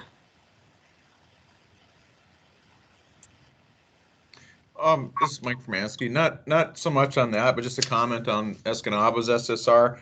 Ours actually started 6/15 of 2012, and then it got renewed for 2 more years. Okay. And then our annual cost, I know this is total cost, but I remember our annual cost being like 3.9 million, per year, but ended up being for 3 years. Okay. That spreadsheet was a snapshot in time. That was maintained by our staff, so it may not be the full picture. So I appreciate that very much. And I thought the cost allocation went across the whole ATC footprint, because there was still language in the tariff at that time that said, that ATC was the whole ATC footprint was the LBA. So in 2012, that definitely would have been the case, because this MIUP LBA didn't become a thing until the very end of 2014. So the early SSRs would have had that wider sharing of costs, which would have included the Wisconsin customers as well. Right. Good point. Hey, Kathy, this is Lisa. When you talk about, you're on the slide for the MIUP LBA, you talked about MISO implementing, but it was the LBA is created by FERC. Is that correct? Just making sure I get my process right. So, yeah, I know that it was initiated in discussions that took place with some of the regional entities that are a part of NERC, which is an extension of FERC. So NERC is the North American Electric Reliability Council. So it started there, and they are basically an extension of FERC. So that's true. And when I talk about it being implemented, I'm meaning more from an operational standpoint. And it did change some of the entities that communicated with MISO and communicated with the different people. So I didn't mean to say that MISO had an approval part of the creation of the LBA. It was more of it became operational in late 2014. Okay. I know it's complicated. Thank you. I appreciate it. Yeah. Other questions from task force members for Kathy?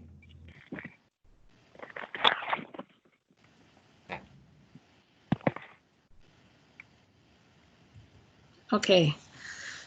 So the SSRs were a big deal, and there were a lot of people involved that helped come to a resolution for the retirement of the Presque Isle power plant. And as part of that deal, Wisconsin Electric agreed to build those reciprocating internal combustion engine units in the UP that are now UMERC units. And it also included provisions related to the mines, once those units were built, the mines would then become customers of UMERC, and the whole agreement to create UMERC as a standalone Michigan utility was part of this big agreement as well.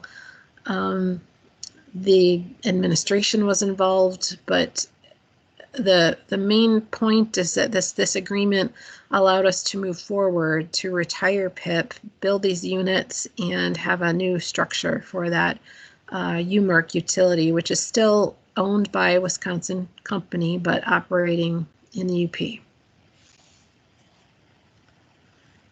questions about that?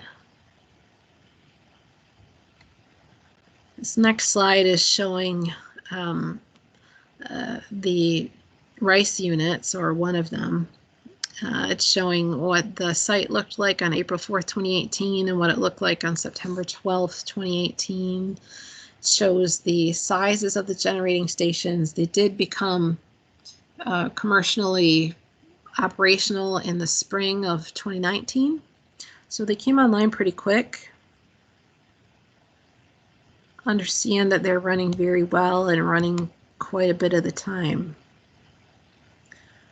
So we have some more pictures as well, and this slide is talking about those units as well. It's showing part of the press release.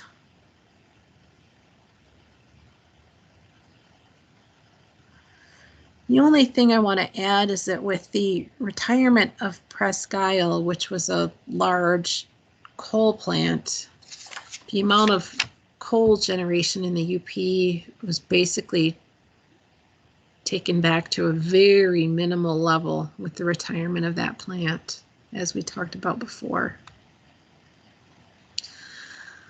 All right, so let's talk about, that last slide was titled Our Evolving Future. And when we think about the future, we have some things called integrated resource plans that are requirements for the investor-owned utilities in Michigan through the last round of energy laws that were passed.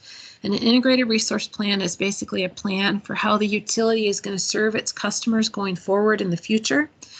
And nobody can predict what that future is going to look like, whether or not we're going to have a lot more load, or possibly due to COVID, some less load and a longer time to recover that load. So we've got differences in load. We're not necessarily able to predict environmental regulations or other changes in the landscape, changes in technology. There's lots of things that are going to impact going forward how utilities serve their customers and with different types of resources, and what the costs of those resources will be going forward. And the whole point of an integrated resource plan is to look at all those different potential futures and try to figure out what the best solutions are going forward. So what are the needs going forward, and what are the ways that we can fill those needs to best serve the customers going forward? And over the last couple years, the Michigan utilities have filed their first integrated resource plans pursuant to that updated law. And in the UP, we have UPCO with an approved 125 megawatt solar power purchase agreement to serve its customers. And they also are looking at increasing their energy waste reduction up to 1.75% by 2021, which will be up from 1.5%. Those are important changes for UPCO. They had a couple of diesel-fired, oil-fired smaller units that they used for capacity in conjunction with either market purchases or contracts with some of those other places like Wisconsin and Minnesota to serve their customers. And this change is going to allow them to have solar energy, free fuel energy to serve their customers, along with working on their energy efficiency to reduce those needs going forward, to replace some of those market purchases and contracts. While the market is currently fairly low, it also has historically been volatile. So this long-term power purchase agreement is going to give some price certainty for the customers on a going forward basis. In UMERC, we just talked about those new reciprocating internal combustion engine units that have recently gone into service.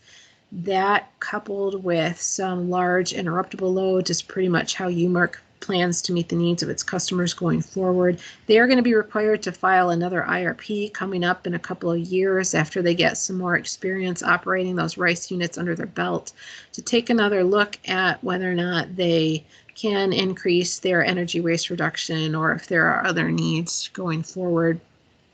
Xcel Energy recently did their IRP as well. They are a much larger utility that comprises a very small part of the UP, and a lot of their territory is in Wisconsin and even Minnesota. And so they do an IRP for their entire service territory. They don't necessarily look at that small sliver of the UP on its own, which is traditionally how utilities look at it. They don't necessarily break up how they plan for portions that exist in different states unless there's a requirement to do so. They are, however, going to be looking forward to investigating increasing some energy waste reduction to 1.5% at some point in the future, should that be possible for them. Although the co-ops do not file IRPs with the commission, I just want to note that Cloverland is investigating some new RICE units for the Eastern UP. And the primary reason for that would be due to the added risk that exists from the damaged straits cable, that transmission cable that goes across the straits. So any questions about the utility plans at this point?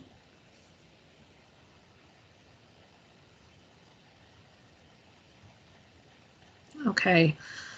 What we're showing here is the MISO interconnection queue, and so any new generator that wants to interconnect with the transmission system has to go through this queue.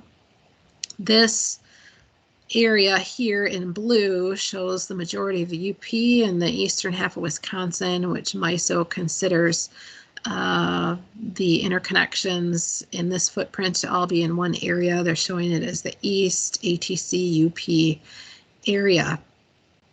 And this highlights, again, not necessarily the point of this graphic, but it highlights again the fact that MISO considers the fact that some of the generators that are located in Wisconsin have the ability to serve loads that are in the UP.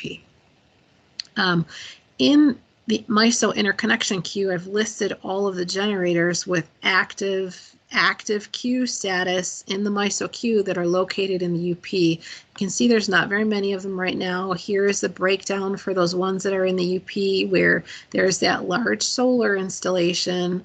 There is gas units that are being investigated right here for Cloverland, and then another small one. And then we have a small battery storage and some wind in the MISO queue right now as active projects.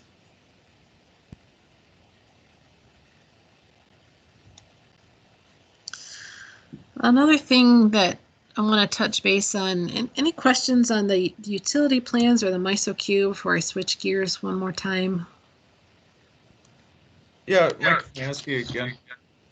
On the bottom of slide 23, you said Cloverland was investigating RICE units.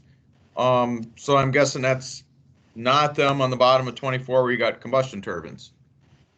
So it's in their territory. So I am uncertain whether or not those are supposed to be the same. We don't regulate Cloverland. We do have some staff that have been in contact with Cloverland about their plans. It's very possible that when I say a new RICE unit here, that it is really a CT and this is one and the same thing. Okay. I am unsure of their specific plans and whether or not they're going forward, but there is something in the queue and they have been talking to us about doing something to mitigate the risk on the Eastern UP.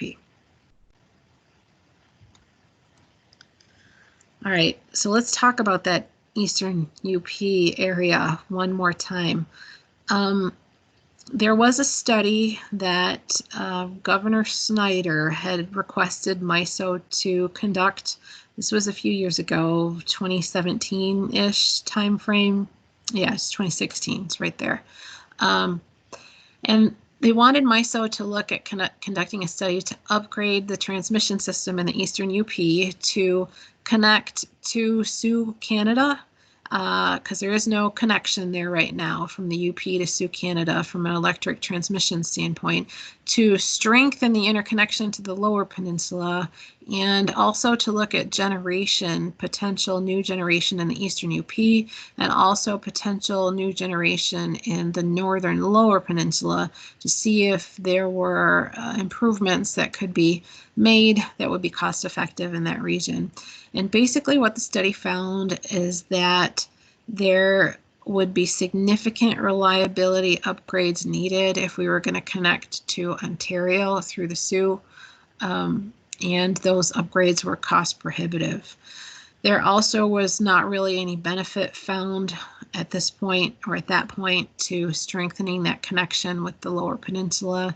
They did find that a generator located in the Eastern UP could solve some of those issues at a lower cost than making those transmission upgrades, or strengthening the connections to Sioux, Canada or the Lower Peninsula. So that was the main finding, is that generation in the UP could provide benefits, the same benefits at a lower cost. Any questions on that study before I switch to rates? Okay, this is what everyone wants to talk about, I'm sure. So we talked briefly before about how rates are calculated and what the portions of the bill are. What this chart is showing here is using EIA data for the year 2018, because the 2019 annual data wasn't available yet, using 2018 average data that was reported to EIA. We're showing the Upper Peninsula for each customer class in blue and the Lower Peninsula in red. So what this shows is that residential customers on average pay a little bit more if they're in the UP compared to the Lower Peninsula. It looks like, to me, less than a penny more per kilowatt hour. In the UP, they're paying a little bit more than a penny more than their counterpart in the Lower Peninsula if they're a commercial customer. And then actually the average industrial rate in the UP is lower than it is in the Lower Peninsula. This is the average of all of the different companies operating in each peninsula using EIA data. The next couple slides show the breakdown. So it shows the number of customers, the amount of sales, and then the average price in cents per kilowatt hour for each one of these different entities that reported information to the EIA for 2018 in the UP. So this is residential, and then the next page we have commercial and industrial broken out separately. So if I flip to that page, we've got commercial in the top chart and we have industrial in the lower chart. And you'll notice that not all of the same entities are reported. My assumption is that there may be some entities that don't have different industrial rates broken out. They report to EIA. That might be the logical reason for that. This information was put together by our rate staff, so if there are detailed questions, I'll do my best, but I might have to take those back. What questions do you have on UP rates? So Kathy, I'll start us off and then I'm sure we'll have more. You know, there's obviously a big concern about the disparity in the level of rates between the Upper Peninsula and the Lower Peninsula. The summary slide on page 26 makes it look like that's not very far out of sync. But I think what's important is that's a median number or an average number, right? So can you talk a little bit about the challenge of, as I think you've laid out over the course of all 26 slides, the challenge of, you know, how many different providers there are and how that can look very different from one side of the street to another, even in the Upper Peninsula. Okay, let me try. So as you know, there are lots of different entities. We already went over it in the Upper Peninsula. In the Lower Peninsula, there are a lot of different entities too, but most of the load is served by DTE Electric and Consumers Energy Company when you look at the number of customers and the amount of load. So there's two really big ones that are going to be influencing the numbers in the Lower Peninsula, whereas in the Upper Peninsula, it's spread over a bunch of different entities and different types of entities.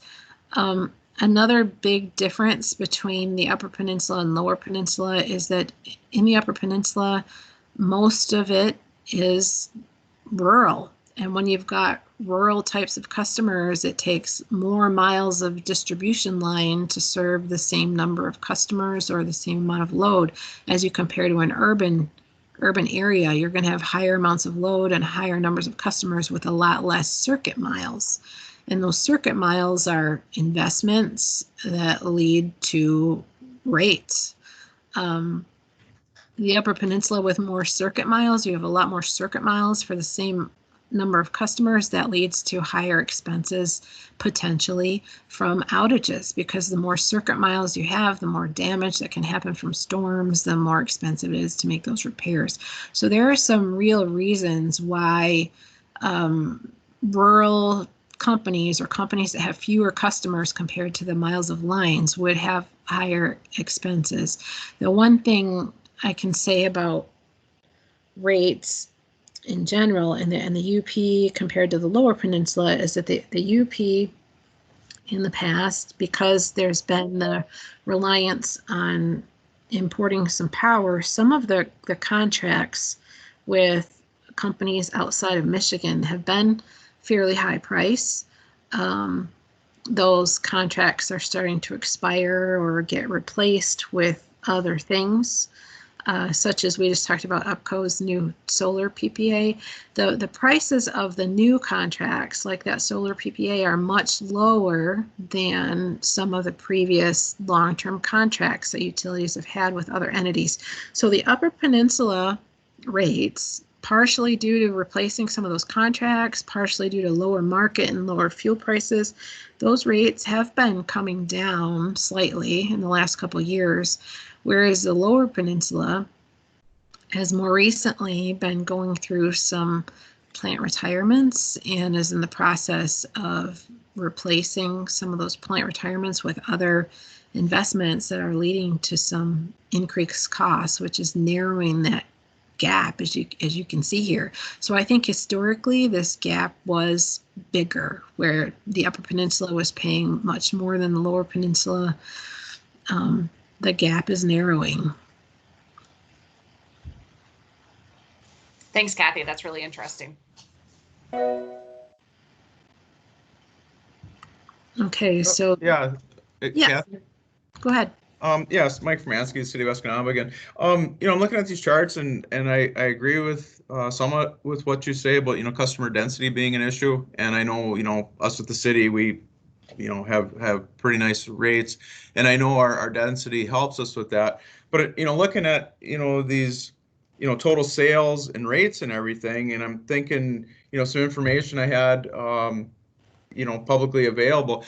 I'm looking at UPCO and Cloverland, and they seem, pretty comparable in size and miles and load and everything, but the rates are very far apart. Do you have any insight on that? So UPCO is somewhat unique in what has happened, what it has gone through as a company over the past few years, because it was part of a Wisconsin utility, and then it was purchased by that private equity firm.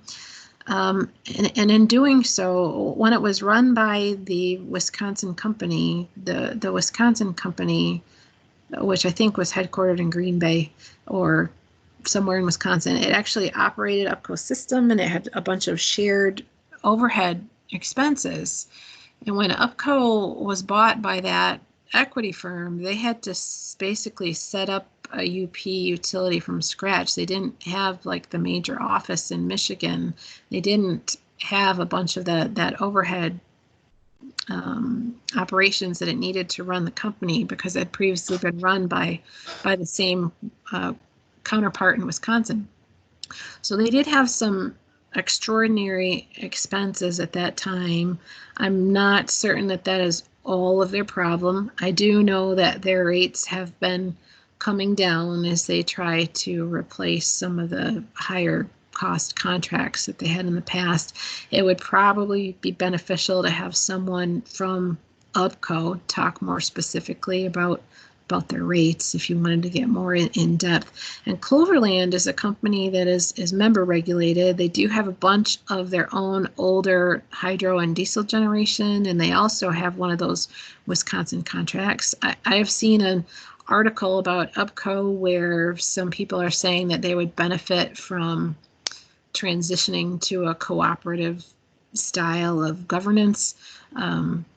So there's a lot going on there with UPCO and Cloverland. Even though you might think from a physical standpoint they're similar, they're very different companies. Yeah, but I mean, what you showed us here, I mean, you know, they both own some generation, you know, a lot of hydro for both. Like I said, sales, territory, I don't know, they seem, a lot of the data shows me that they should be similar, but. Something to dig into. Yeah, definitely. Eagle eyes, Mike. Kathy, this is Roman Sidortov. Roman. I was wondering if I could ask a follow-up question. So yeah, there are a lot of similarities between the two. Do you think maybe drop in the load served by UPCO, and especially by large industrial customers, might be also a contributing factor? Are you referring to choice? Yes, I am. UPCO, UPCO does have choice customers, and they're at the 10% cap, but so is Cloverland. Cloverland only has one choice customer, but it's a very large customer that puts them up near the cap as well. So that's difficult to say. Thank you. Yeah. And Kathy, this is Tanya Pizlowski. I think another interesting comparison might be the line miles per customer. I know we have a sales figure here, but that I think would offer a picture of each utility's system and some gauge of how many customers are required to support that system size. So I don't know if that's something you've looked at, or do you believe that the sales data is a comparable comparison? That's a really good point, Tanya. It's something that we would have to look into. I'm unsure how much of that, like the line miles, is publicly available on something like EIA, but EIA does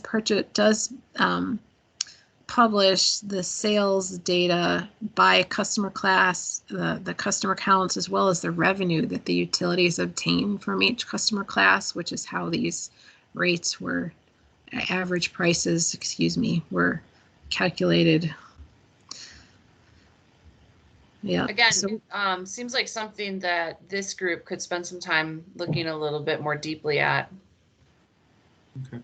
I had some information I had looked up, and it was actually a presentation from the UP Energy Summit last year that UPCO gave. Said they had 4,469 miles of lines, and the Cloverland website says they have 4,000 miles of lines.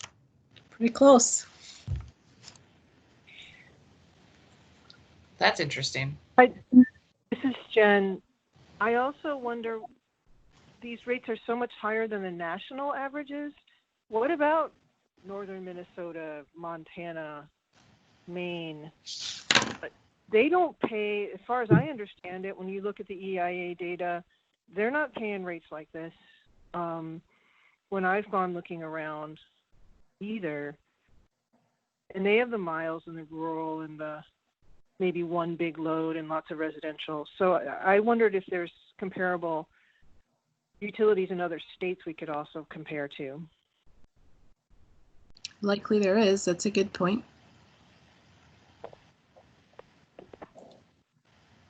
Kathy, this is Jim Quachaver. a couple of questions regarding the 2018 data shown here. Can you confirm that there were no SSR charges still in existence in 18 that impacted these rates? Oh, that is a really good question.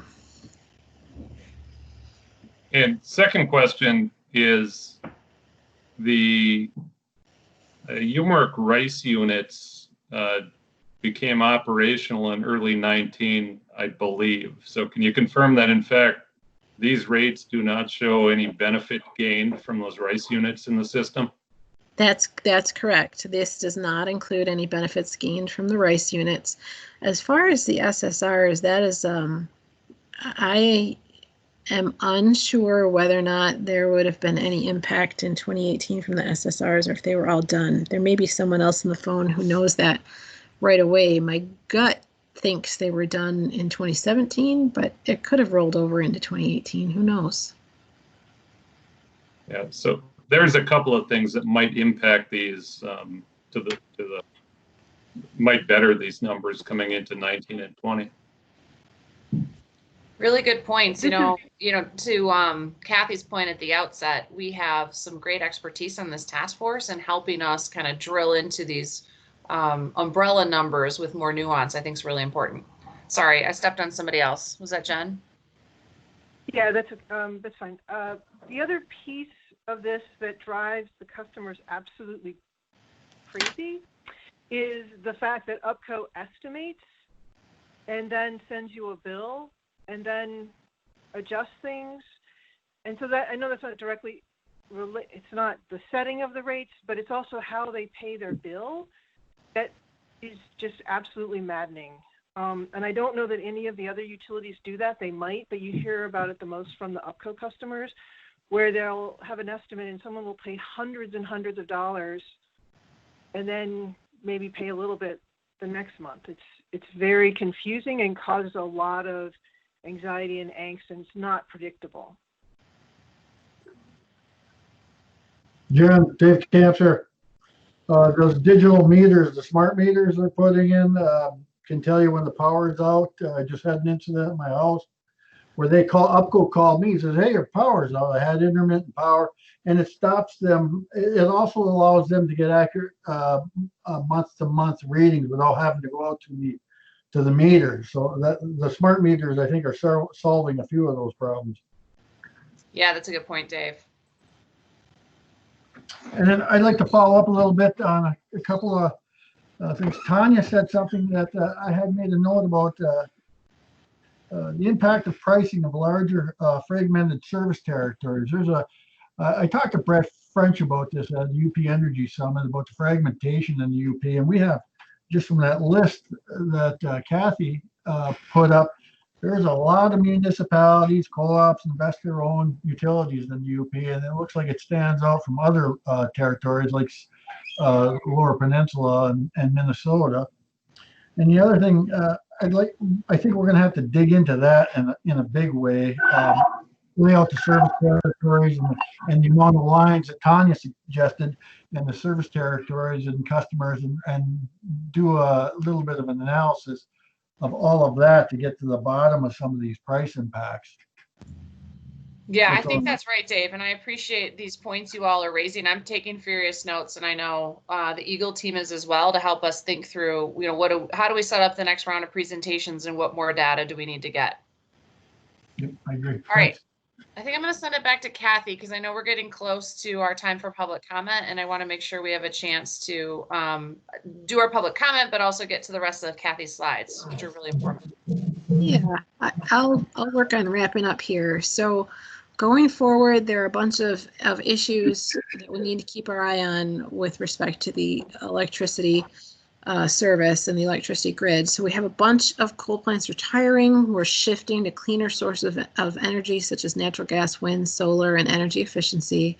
We've got a bunch of aging equipment on the system, not just plants, but some of the other equipment in substations, poles and wires that need to be upgraded and replaced, that are going to put pressure on rates going forward.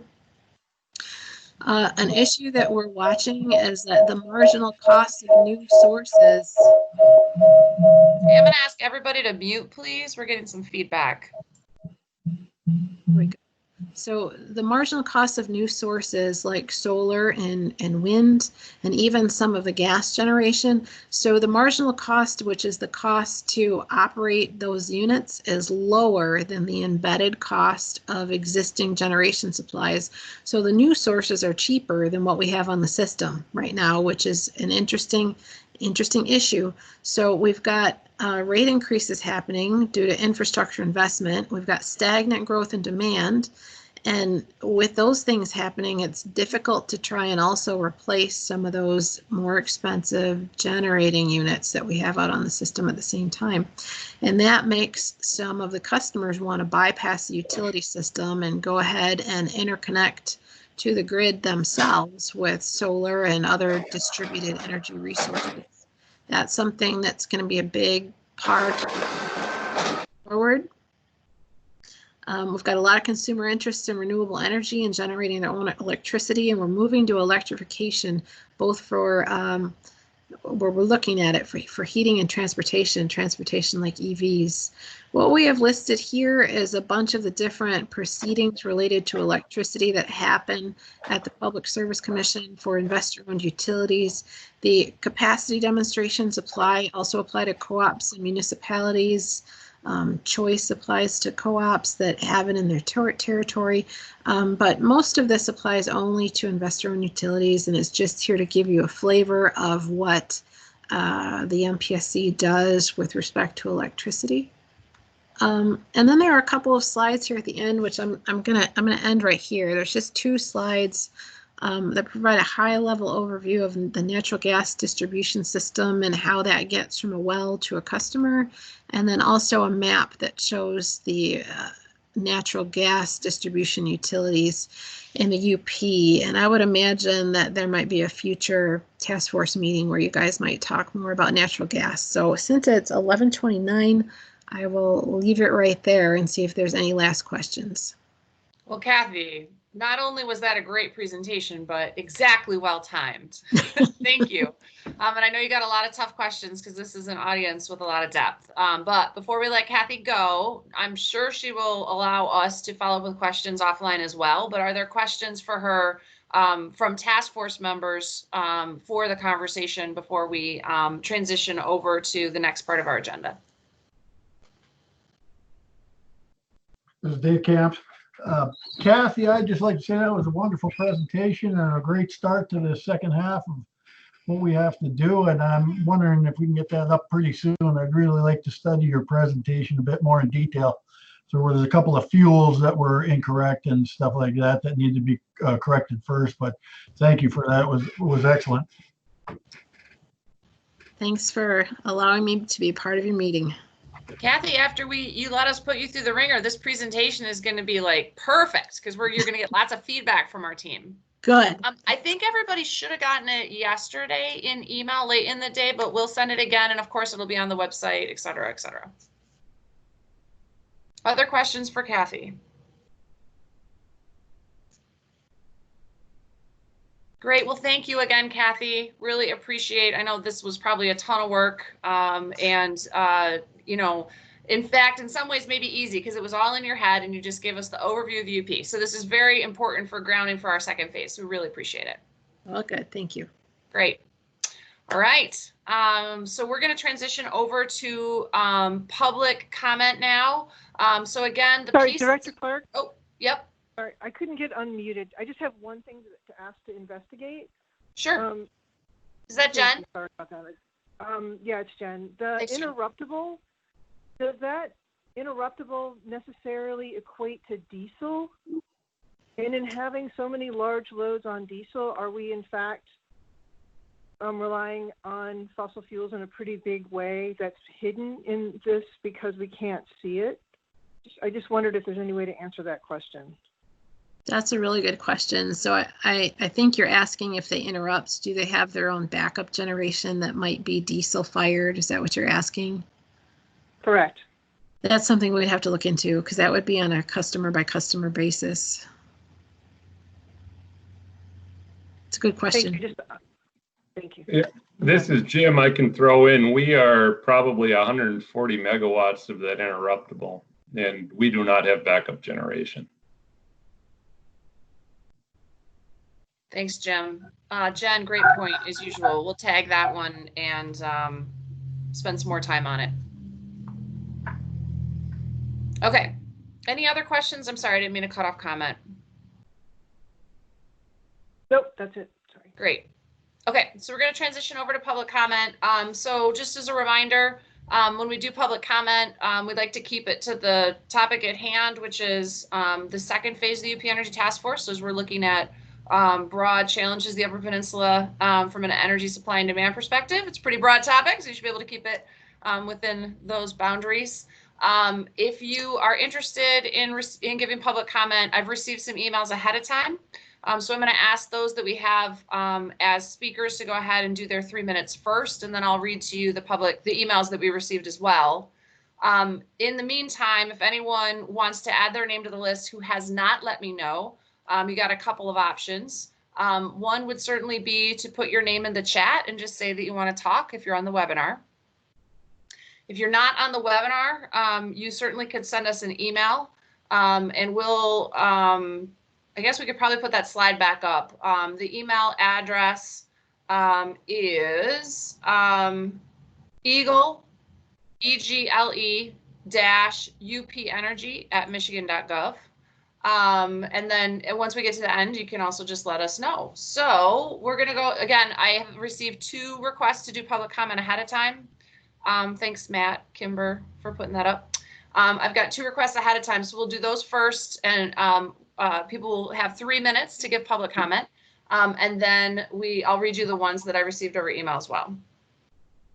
So first, I'd like to check and see if we have Warren Bovin. Warren, I hope I'm saying your last name correctly. Yes, that's correct. Great. Hi, Warren. All right. Hello. You're up first, sir. If you would introduce yourself, and I'll set my timer for 3 minutes. Okay, my name is Warren Bovin, and I would like to talk about solar energy. I'll have to read this to save time. Of course, solar is a great energy source, but it is where they build it. Solar companies disregard the impact on the agricultural farming community and area. They are built in the backyard of hundreds of residents' homes. It affects the property values too. Now, I know you're going to say they don't affect property values, but a lot of these studies include acres of 13, 27, 56, and up. And the average is about 143 acres. Now we have a solar company trying to build one in our area, Escanaba Township in Michigan. It's Orion Energy Group from Oakland, California. They approached our township board for an 811 acre solar farm. Now they offered $10 million in property tax contributions, and sometimes they ask for tax abatements. So it's a give and take. Our community has been fighting for it about 11 months now, and the farm is spotted throughout the community. It's not in one space. And because of that, they offered another $3 million on top of that $10 million, giving it $13 million they offered. Now that is like a bribe to the board members and planning commission members. A bribe can be done directly or indirectly.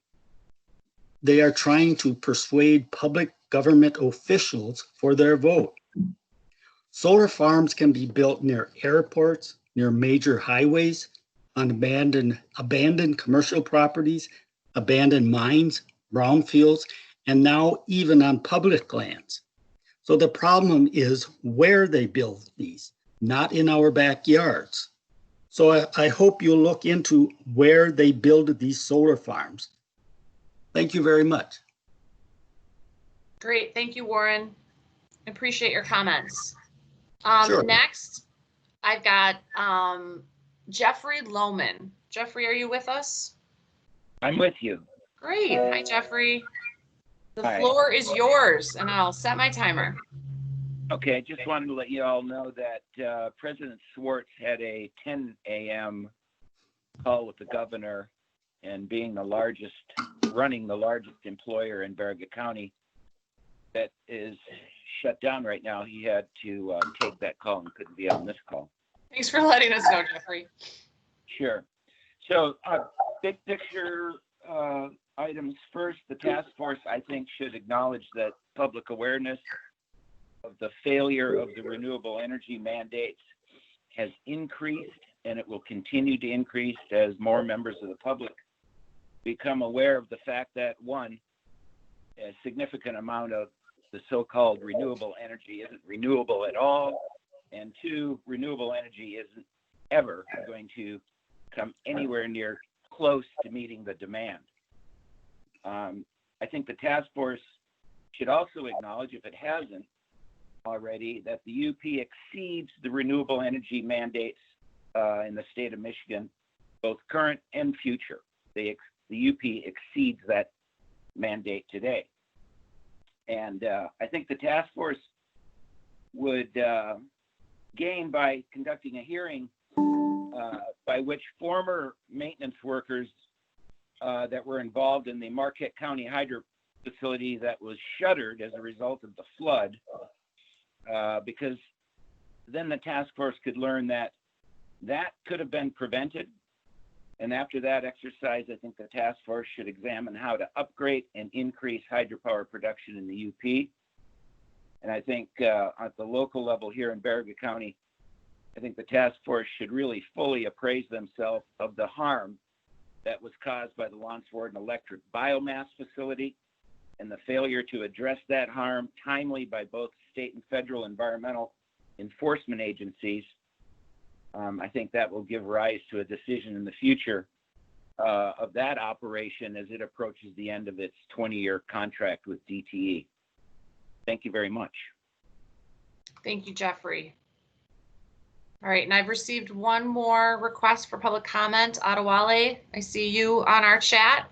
Are you ready to do some public comment?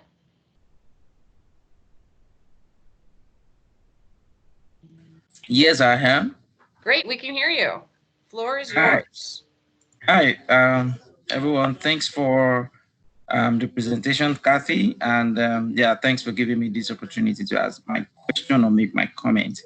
Briefly, I am just wondering that in a public and stakeholder meetings like this, why are the utilities, especially the IOUs and other stakeholders, not represented in meetings like this for some forms of clarifications, especially when,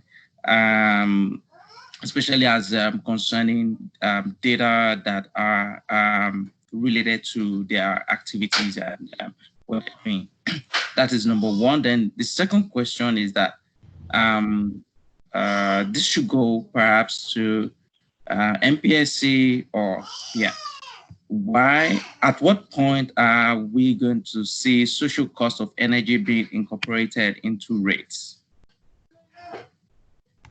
So that's my second question. At what point are we going to be seeing social cost of energy being incorporated? Because when we see rate, we still see very high disparity between utilities. However, it seems that the emerging trend is having social costs incorporated into rates or the cost of electricity, from utilities. So at what point are we going to be seeing that? And is it something that can be added to such a plan for the UP? Thank you. Great, thanks, Adewale. So I'm sorry, I should have said at the outset, we don't respond to questions through public comment. So I'd love to hear all the thoughts you have. But I will say that this is just the first of our discussions for the next phase of our work. And so obviously we can't do everything in the first 2.5 hours or however long we've been together. So all this input is very helpful as we shape the next round of agendas. So not only what obviously the task force talks about, but also what we receive in public comment helps influence how do we build the next agendas to make sure that we are getting a good representation of cross-section. So appreciate that. All right, we've received another request for public comment, and this is from Renee Richer. Renee, if you want to unmute yourself, we'd love to hear from you next. Great, thank you. This is Renee Richer. I am calling from Delta County, and there are 2 points that I'd like to make in regards to energy. The first was that the issue of customer density and the prices that we pay for energy here in the Upper Peninsula as compared to the Lower Peninsula. And the idea was that we have a lot of infrastructure to support, but with a low customer density to support that infrastructure, accounting for the high prices. But if we look at northern areas in the Lower Peninsula, which have the same customer density and the same infrastructure to support, we don't see the same high prices. And so I think this brings up the important issue that UPCO is a for-profit company, and surely that this must be playing a part. So I would like you to address that at some point. The second point I would like to make is the current cap on distributed generation and what we can contribute to the grid. So in this area, solar would be very well supported by individuals, by communities, and it would greatly increase our renewable contribution. But the cap on the amount that we can contribute limits the development of solar while supporting profit margins for UPCO. So I would encourage you to pursue in this rural area distributed generation and removing the cap on what can be fed back into the grid. Thank you. Great, thanks for your comments, Renee. At this point, I don't have other requests for public comment. So if there's anybody else, you're certainly free to drop an email or put something in the meeting chat. Kimber, I suspect you've been watching that email address. I'm just going to send it over to you and see if there's anything else you've got that I wouldn't have seen yet that we need to listen to for public comment. Yeah, and this is John O'Brien. Can you hear me? I was going to try to comment here. Oh, yep, we can hear you. Okay. So just to go back on the first few comments there, the solar, in the land use situation, I agree that needs to be looked at in terms of, are you cutting down forests, for instance, because that's a big carbon contribution if you're going to remove a forest in a solar farm. But, and then because I'm all about like, how can we not contribute a bunch of carbon into the atmosphere? Let's solve climate change. I'm an intern with the Citizens Climate Lobby in the research department, and the goal of Citizens Climate Lobby is to pass a price on carbon to reduce emissions enough to be in line with what scientists say that we need to do to abate climate change. So it would get us 90% reduction, and by 2050, there's a bill in Congress right now, HR 763, that is the exact plan that CCL is pushing.